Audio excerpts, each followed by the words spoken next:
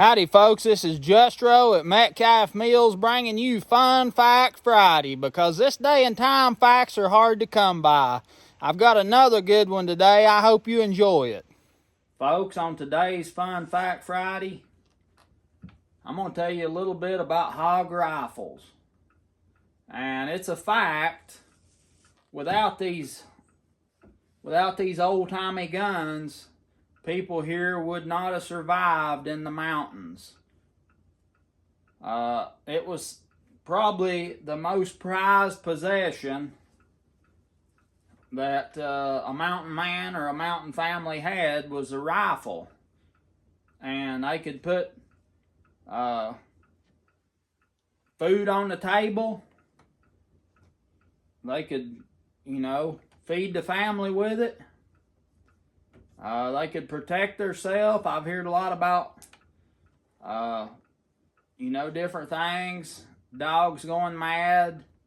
Just all kinds of things happening in the olden days where they needed protection. Trying to settle out and live in the wilderness. And I've heard my family talk about back in the olden days. If you could take one of these rifles and swap it for a farm. That's how prized these rifles was. I've heard my family say that. My grandpa and his brothers, they've been told down through the years that back in the olden days, you could take one of these rifles and swap it for a farm. And they always called them hog rifles. I don't know why, but they called them hog rifles. Nowadays, everybody calls them muzzle loaders. And the reason for that is you have to load them from the end of the barrel up here. You got the ramrod right here. And you have to put your powder in at the end of the barrel. Measure your powder, put it in with a powder measure. Put your bullet in. But when you put the powder in, you have to pack it with the ramrod. Pack it in there good and tight. Then you have to put your bullet in and push it all the way down to where the powder is. And after that, on the real old rifles, what they call a flintlock, the hammer on it had a little kind of a thumb screw clamp that you could clamp a piece of flint on. And when that flint come down, there was a striking plate. And when the flint hits against the striking plate, it would put sparks down onto the powder to make the rifle fire. Now this one, it's a cap buster. I think maybe that it was converted. I think it's old enough to be a flintlock, but I think it was converted over to caps a lot, later on. I think they started using caps, moving over to caps from flintlock in the mid-18s, maybe in the 1850s or something when they started doing that. But yeah, these hog rifles, as they call them, very important to the people in the mountains and really everywhere. I don't know the maker of this one. There's a lot of makers in this area, Tennessee. A lot of them come out of Pennsylvania into Tennessee and Kentucky and Virginia.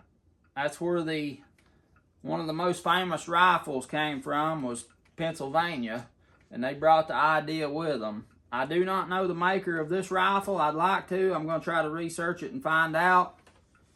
This rifle is a very important piece to my family.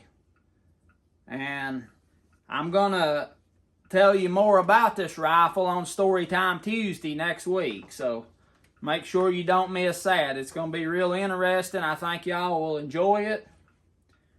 But the fact today is the importance of the hog rifle to the pioneers that lived here and settled this country back in the olden days. And they couldn't just go to the store and buy bullets. So I'll show you what they done about that.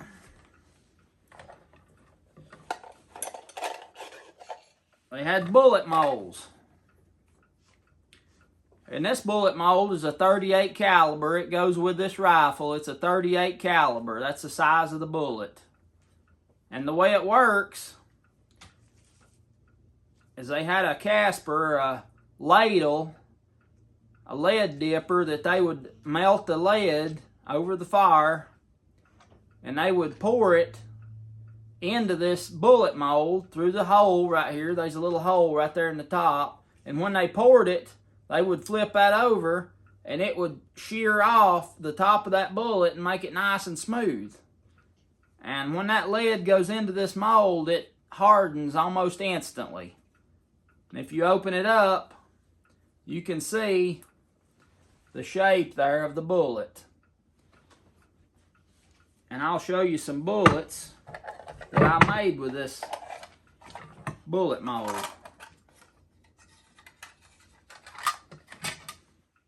Right here you can see. And at the end of this video, I'll show you a close-up of all this stuff so you can look it over real good and see all the details. But like I said, this rifle is very historically important to my family, and I'm looking forward to sharing that with you on Storytime Tuesday. There was a lot of different gun makers around that made guns and rifles. And there was one down on the other end of the county. His name was Walter Blankenship. And they said he would take a rim off of a wagon wheel, which is the steel part of a wagon wheel, that steel band that goes around the outside of a wagon wheel. He'd take a wagon tar and he would make a rifle barrel out of it. So that just goes to show the old timers what all they could do with a rifle to make a rifle barrel, and to, you know, to be able to do what they needed to do, how industrious and smart they was to use what they had to survive.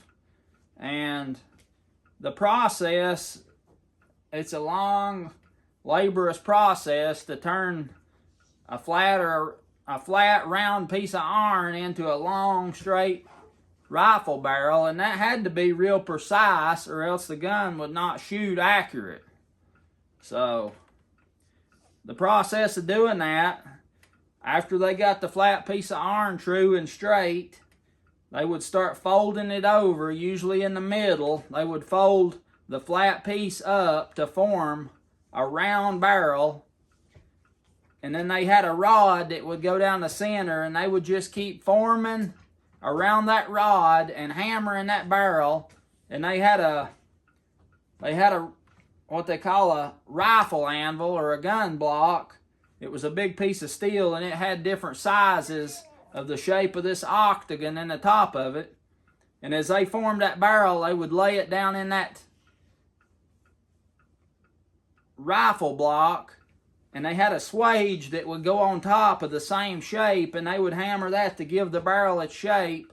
And then at the end, they would have to pull the rod out and then rifle the barrel, which is to put a spiral groove from one end to the other so that when the bullet comes out, it spins. It starts spinning, and that makes it shoot true and accurate.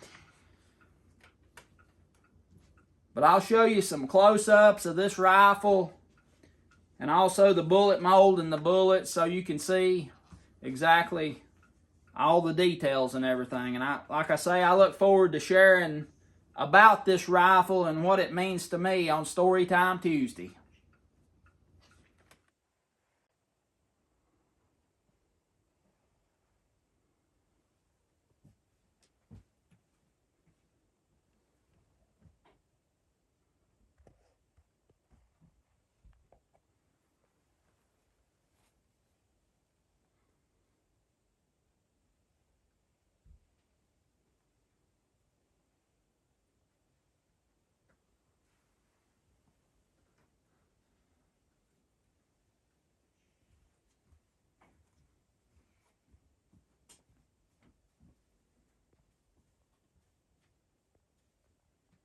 In case you're not familiar with it, it's got 2 triggers.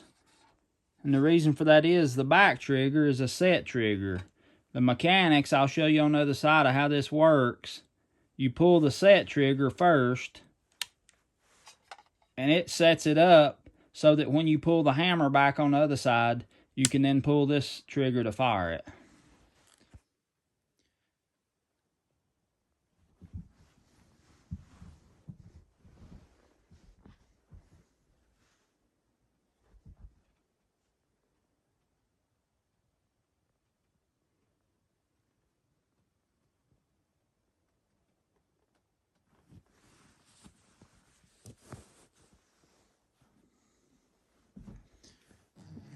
Here's the front sight.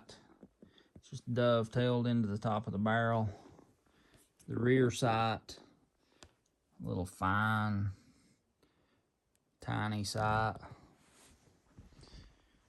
Got some fancy, a diamond kind of, not an inlay, I guess that'd be an overlay.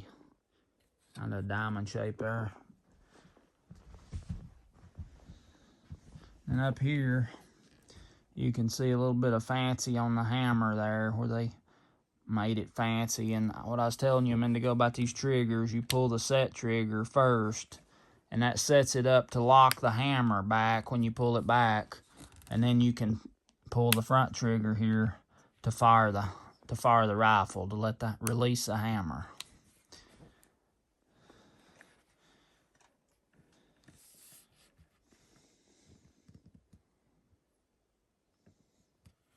Just a plain, they made some rifles that was pretty fancy.